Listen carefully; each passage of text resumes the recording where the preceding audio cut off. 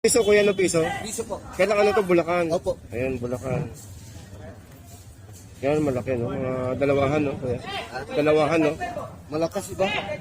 Anim na guhit. Anim may 550. Anim Isa 550. dagupan magkano pag ano? Maliit. 5-2. 105. 105. Oo, 5-2. Boss? Tilapia. Kaso 180. Kaya nga eh. Bakit ganun? Mas maram... Di ba mas mahal yung pula? Oo. Tayo bangus natin. 90. Asan yung 90? Ito 90. Ano kaya Malabon? Ano? Bulacan? Kabataan, 90.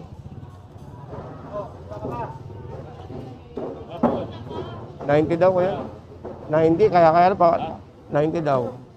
Kaya lang, kaya pa yan. Kaya malaki tilapia nakita doon kuya?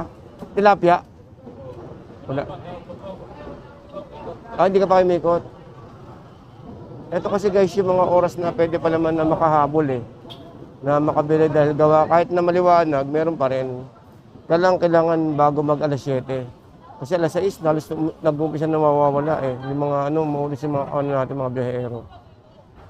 Ito 90. Yan piso. Kabila. Ito yung tilapia.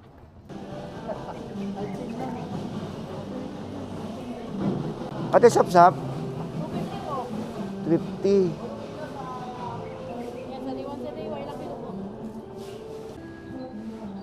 Ano, lang sukat. Iba-iba pala lak. Magkano dyan, kuya? 60. Iba, 60 na lang po. 60.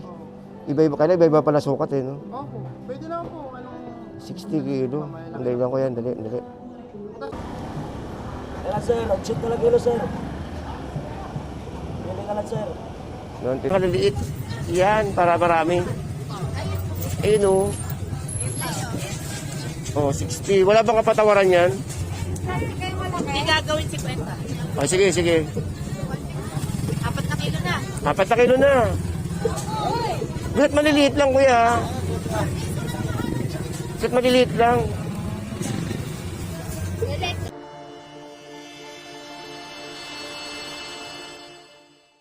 Okay, so good morning to all of you guys. At nandito tayo ngayon para mag-update ng panibagong pinamili natin kanina lang. So, dapat ipakita sa inyo to, no? At least kahit paano is nagkakaroon ng idea yung mga kababayan natin na patuloy na bumibili sa ating Malabon fish tumpukan, no? Fish port or sa loob ng ating fish consignation.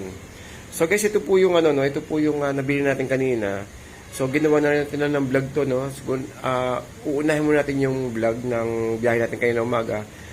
Then ito, video na to. Ito po yung guys yung yung binili natin na tilapia.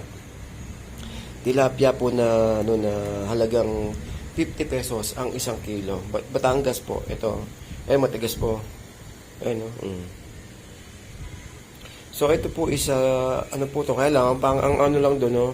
Hindi ko po siya napaka-kaliskisan, pero okay lang, madali naman po yan eh. Kayang-kaya na ng mga poging kasama ko dito yan.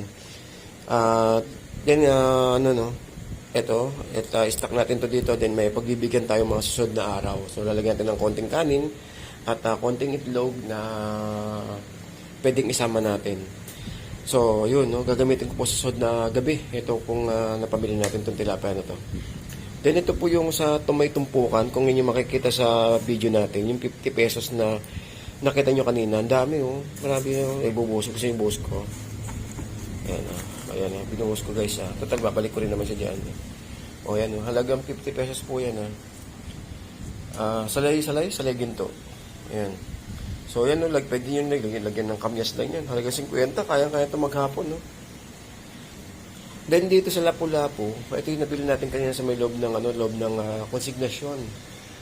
Medyo tinanghali na tayo, no? Pero guys, alam niyo, totoo lang, isa po sa mga gandang mamili ng mga isda po sa may Malabon konsignasyon is mga bandang alas 5 or alas 4 to 6 a.m. dahil nandiyan po yung mga talagang mga mga natitira ng konti. Hindi man natitira pero kumbaga yeyeluhan na lang uli nila para ibenta kinabukasan. So, bakit hindi natin bilhin, no? Kasi sa yeluhan nila. Then doon, no, binababa nila yung presyo ng produkto na instead na yaluhan nila, ibebenta na ng bagsak presyo. So tulad dito na bili natin guys, oh. Ito